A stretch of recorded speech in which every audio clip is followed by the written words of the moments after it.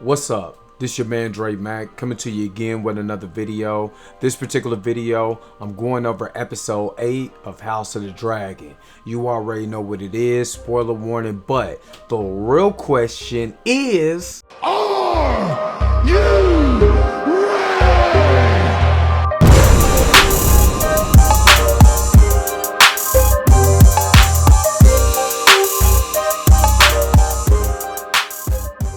Alright, so we start off today's episode with a time jump. We 6 years in the future since episode 7.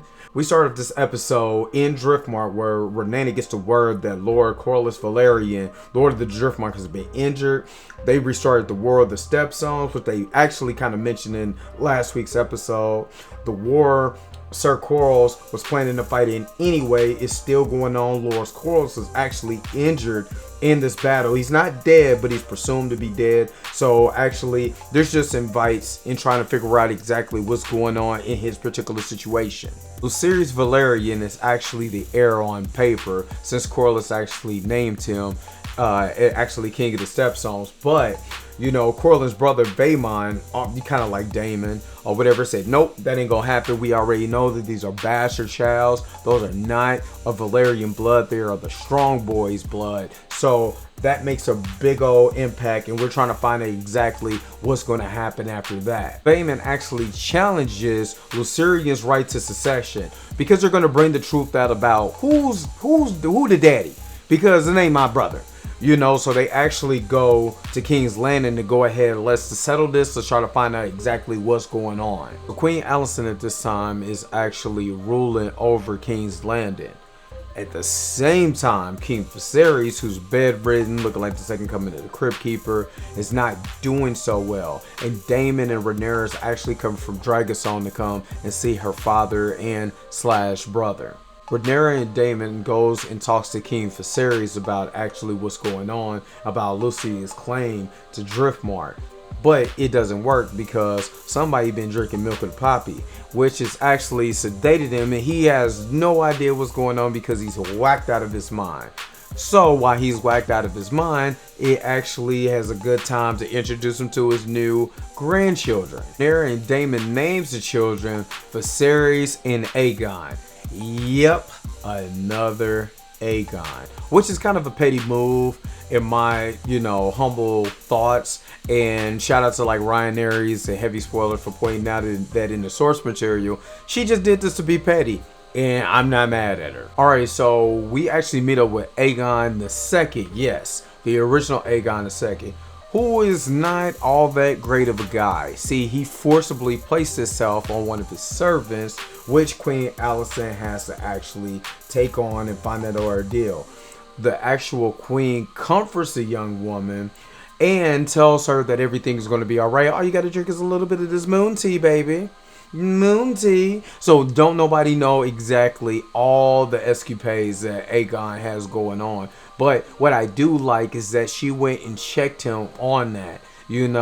It's a lot going on, and that scene was pretty heavy, but Aegon is not a good guy for that. What I really like about this scene is that Alicent actually checked him, slapped him. You're no son of mine. All this whining you're talking about, oh, I'm just not good enough. I'm just not good enough. Nah, dude, you are a creep. You are a horrible person. You're a horrible human being. And she checked him. She said, not the way you carrying around and what you just did. You're no son of mine. So kudos to the writing. Kudos to the writing on that. So Rhaenyra and Daemon actually get to King's Landing where they're greeted by no one. And Queen Alicent actually eventually addresses them, but they're kind of offended by that. There also is told how bad Viserys' condition has got, and that he's been requested to drink the milk of the poppy to keep him sedated, but ain't nobody buying that at all. Daemon is smart. He starts looking around at all of the texture and everything that's in King's Landing. It's like, wait a minute, hold up. You got this symbolism, or this religious symbolism of the Church of the Seven. Where's all the Targaryen stuff? So we already seeing that the Hightowers are placing themselves on the Iron Throne and really trying to wipe away the Targaryen namesake and all of that. We see this play out with Alicent ruling for this amount of time over in King's Landing, and Daemon is not really happy about that. So Lucerys and Jacaerys actually go back to the King's Landing training center, where they actually see Sir Criston Cole and Aemon actually fighting with each other, or actually just training.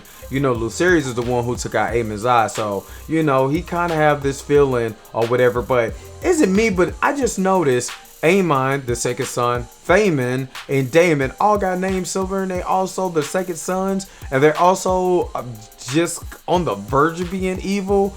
Maybe that's just me. So Aemon actually gets the best in the training grounds of Sir Criston Cole, who for some reason during this whole time period hasn't even got a gray hair. Maybe he's like me and he ages slowly. But Aemon and the nephews Lucerian and Jacaerian, they actually see Aemon as like, hey nephews, you come to train with me?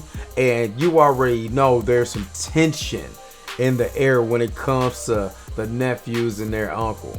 Before anything breaks out, cracks off anything, Vaemond Valerian and his crew actually arrive. Vaemond heads straight to the queen to get an audience with both the queen and the father of the hand. That's Otto Hightower, who was firmly, on Vaemond's side. But I want y'all to check out, he was sitting in the Iron Throne.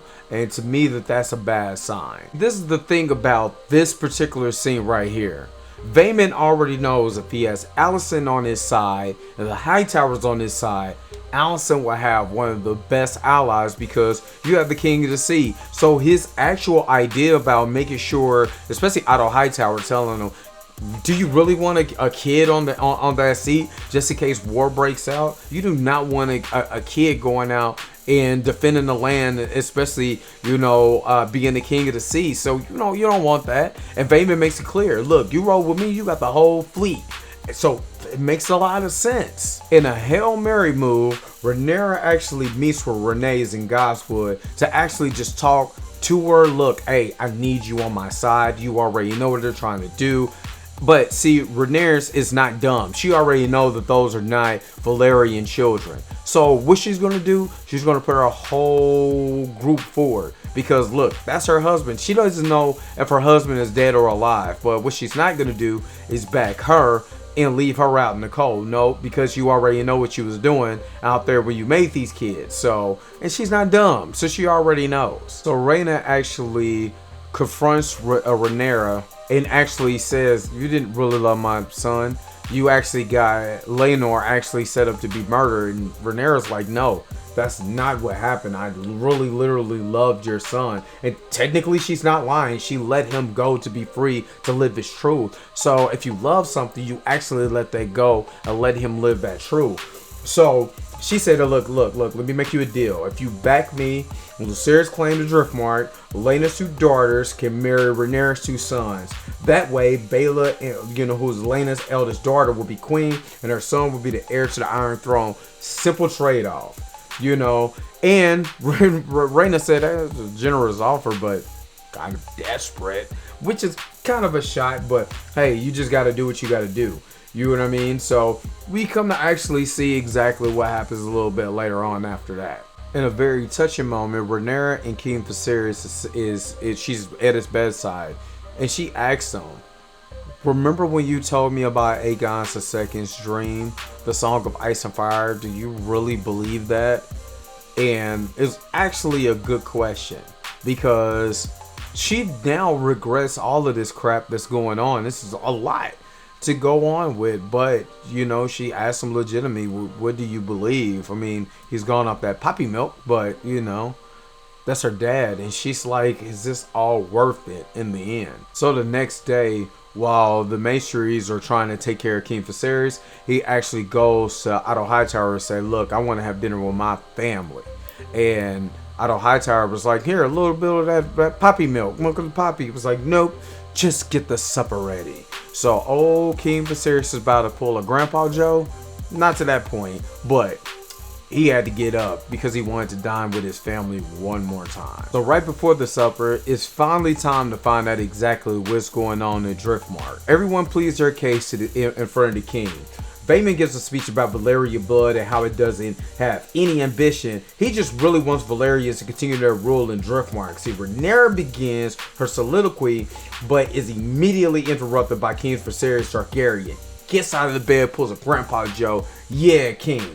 So he's done it. The king's out of bed. Everyone is like mind blown, like, oh my God, I can't believe the king is out of bed. But Otto Hightower is particularly dismayed because he already know this is bad team for him and his daughter, because Viserys always showed love to his daughter. So this is where the Game of Thrones is starting to get the game going. While King Viserys is actually hearing the petition, which he's kind of confused about because they thought they already had it handled. Rhaenyra actually was really just on her toes and said, look, Lord Corlys just wished that Driftmark passed through Sir Laenor to Lucerys. Rhaenyra, which she did, she said, hey, I just want to inform you that she has a desire to marry Chase and Luke to Lord Corlys' granddaughters, Baelor and Rhaenyra, a proposal which I wholeheartedly agree with. She said it. So, because if you really think about it, if Rhaenyra just sat back and did nothing, what did she gain? But with this, you actually now gain your daughters and Valyrian blood with the Targaryens. So you're still keeping it, I guess, all in the family, but you gain more instead of just sitting back and letting everything just crack up and let the Hightowers take over everything. So Vaemond, already pissed, starts giving his petition and starts to call out the blood that he has and said is true Valyrian, and what Rhaenyra's kids are is not true Valyrian. They're bastards. You know what I'm saying? They're not Valyrians. If you cut my blood, it's true Valyrian. You cut theirs, it's tainted, basically. You know what I'm saying? And King Viserys is like, I will have your tongue. And man, he said one more word. He said that bastard word. They're bastards. And Daemon said, ain't got to worry about cutting his tongue now. I mean, I ain't gonna lie, my mouth dropped. I was like, oh my God. I told you Daemon's my favorite character on this show. After people's heads getting chopped off, let's all go eat. Let's go to Olive Garden. So, I'm not gonna lie. With the writing on this show being so good, this was the best scene of this episode. Viserys is actually knowing that his days is completely numbered, like literally, and has a heart-to-heart with his family. It just tells them, all this petty bickering and all of this going on, all I really wanted was my family. I want all of you guys to get along when I'm here. And he takes off the mask because he got the golden mask. You see that he's missing his eye. I mean, the corpse. The man's a corpse. He's the crypt keeper. But he actually has a heart-to-heart moment with, Rhaenyra and Queen Alicent, wants his grandchildren to get along.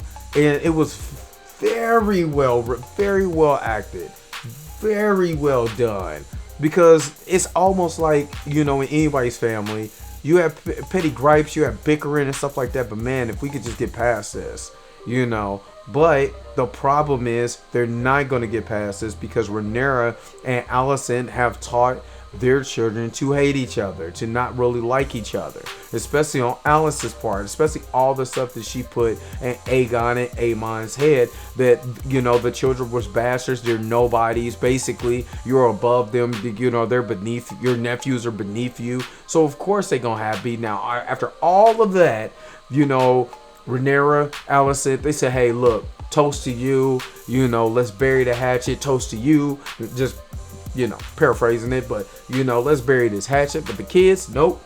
But before he dies, he actually was talking to Alicent, thinking he was talking to Rhaenyra, and said, hey, you remember about the Song of Ice and Fire?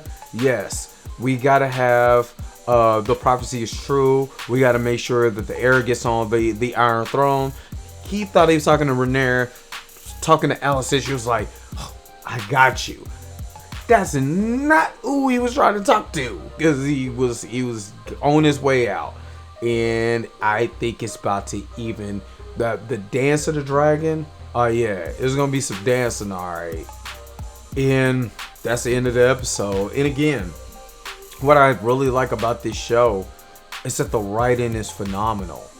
There's very good acting and everything, and this episode did not disappoint me.